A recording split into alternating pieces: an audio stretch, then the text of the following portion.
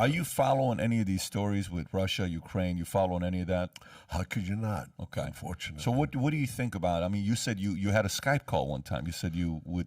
I had a Skype call a few years ago with Putin. And I got to know Putin indirectly because the lady who runs the embassy in New York, they eat at Nello's all the time. And his son wanted me to baptize him, actually. And then something Whose happened. son?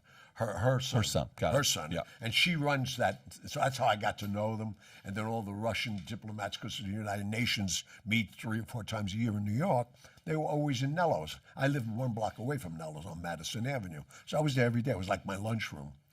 And we got to talking about vodka. And I used to drink my vodka in Nello's, my wine, all that stuff that I produce. And he's a big Godfather fan, Putin is. So she brought a bottle to him. When the plane went back, they gave him a bottle. So they were talking. He drank Beluga Black at that time. I don't know what he drinks now.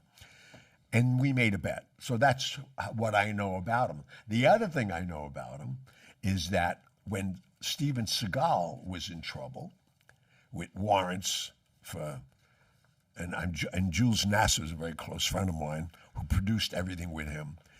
They had to get, Seagal out of the country because he had, we didn't know, he attacked young girls in the South, and they were looking for him. Fathers were. So Putin took him in, like he did Snowden. They are living in Siberia now. They have no documentation. No, who knows now what's going on? But after Putin was done with them doing this karate, that was it. But they're over there. That's what I know about them. That's all I know about them, really. But I don't know now. As we all knew, he was supposed to be the richest man in the world, something like $611 billion. So he deflated his own currency. Yeah, you're talking about 40% of it, right? Dropped in the last 8 days. And now he's going out there wanting to seize 60 trillion rubles from citizens if sanctions are tightened. I mean, that's a pretty crazy story right there to say seize 60 trillion rubles if sanctions are tightened. Who does that pressure go on the most? Is that on, so here's a story of Finball, February 28.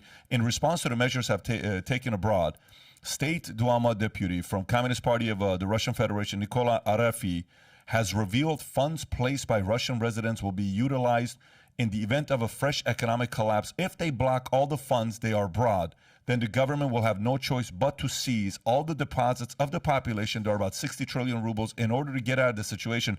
In terms of gold and foreign currency, Russia now possesses around $640 billion in reserves outside of the nation. Apart from that, 14 trillion rubles, which is $158 billion, and another 470 billion in oligarchs' wealth are held in foreign banks.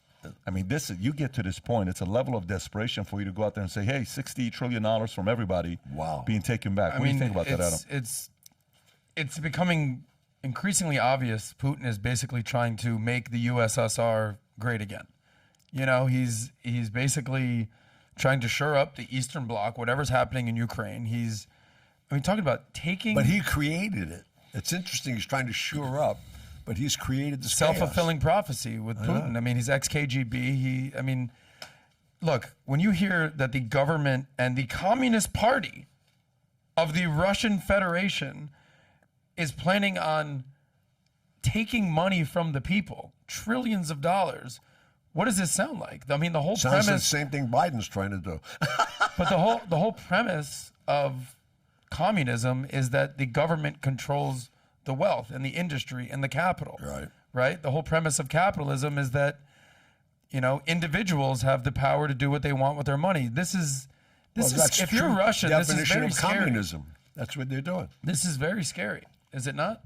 When you talk about Putin trying to take people's wealth? Well, but that's what that philosophy is accustomed to. So that's right. You say, if they tighten sanctions, I have to take the rubles from citizens. So right now they're shutting down major networks. People are walking off, and they're just shutting down. They're like, listen, we're not doing it because you can't. 15 years of imprisonment if you tell what's really going on, and you call out the government. So the media, imagine living in Russia right now. I don't live in Russia, so I don't know what's going on over there. But I would say the media that's controlled, nationalized media, they're defending whatever positions he's got. Because if you don't, you are fired, right? You're not going to be able to be on air, and one phone call is going to say you're out. And you got 15 years besides. But who are the enemies, right? Like who is the Russian TV selling as the enemy? Russian TV is saying, all these sanctions, look how much they're hurting you, to the point that we have to take that money from you. We're not doing it. They're doing it. They're the reason for it. And you know, as crazy as it sounds, a lot of people believe that. There's a lot of they're people. getting spoon-fed that information. How That's would they the know point. anything otherwise? Well, the same thing is going on here in America as well. People are being spoon-fed. Here's what I will say to you that we don't know, okay? Here's what we don't know. How many different stories have you and I followed where at first we emotionally like, oh, and then later on like, oh my God. Like, okay, let's go through a list of them. 9/11, weapons of mass destruction. You know, you go to Saddam Hussein, you know, okay, you go to BLM, and then later on you find out the lady's being funded and you buying these houses. You go through Russia. Oh my God, Russia is this and all. What? This Durham dossier, Hillary Clinton. How many? So one of the hardest things for us to do right now, it's very difficult because as a person that's watching this stuff, you don't really know what's going on behind closed doors. It started off, don't forget, this started off a couple months ago with Biden saying Russia's going to attack you, and Ukrainian president saying, stop saying this, you're scaring people, they're not going to do it. And it's like, well, they put 175,000 people on your border. What do you mean they're not going to attack you? Well, no, nothing's going to happen. They put a hospital there. They put a blood bank there. They're getting ready to attack you. They're not going to attack us. Then they go try to get the airport. Eventually, they get the airport back. And then now, you know, the next concern is this going to lead to a nuclear war or not? Then you look at some of the countries, how they're behaving. Russia's foreign minister, you heard what Russia's foreign minister yesterday said? Did you hear? Not Russia's, China's foreign minister, what they said yesterday. China's foreign minister yesterday said, Vladimir Putin is our most important ally. Vladimir Putin is our most important ally. Yeah. This is most important strategic partner. Let me say the word better. He's our most important strategic partner. China's foreign minister said that yesterday. Why are they saying that? So look at Iran, look at Venezuela, look at China, look at India, look at U.S. Each is playing a role right now, okay? What role are they playing? So Biden just said right now we're going to stop all the oil coming from Russia. But Biden's camp just had a meeting with Maduro to potentially go get oil from there. Mm-hmm. Yeah. And now they're having a conversation with Iran. Which one of those three countries loves America? Iran doesn't love America. Nobody. Venezuela doesn't love America. Why are we doing dealings with the enemy? But we can do it in-house, but we don't want to do it in-house. Why? I don't want to do. Peter Doocy was yesterday pushing Psaki on why aren't we doing it ourselves, and she snapped and she got upset, and it's like, we can do it ourselves. They should just open the pipeline we again. got 100 years of reserve I know. right now, and you got folks that are going to the gas station saying, I can't pay $5.35. I can't pay $5.45. Well, you won't give it to Trump. That's all that's about. Well, so then India. Check this out what India just did. Here's what's interesting about India. India avoids condemning Putin to get weapons for China fight. What? Mm-hmm. This is a Bloomberg story. China fight.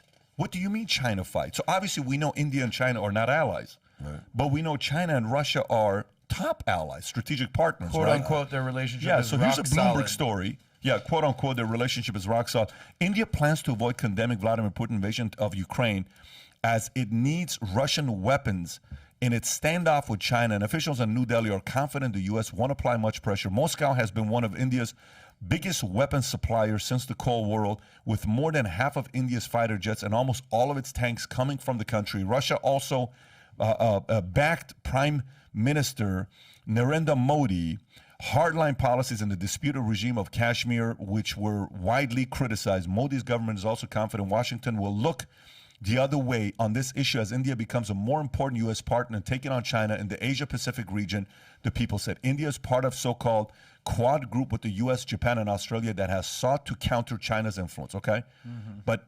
counter, so why would Russia help you?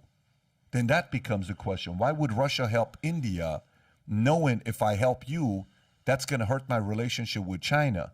It is so complex what's going on right now that everybody that says whatever they say from the media, I think even the Psaki's of the world, you have to take everything that people are saying and not jump to conclusion anywhere, because I don't believe anybody really knows what the hell is going on.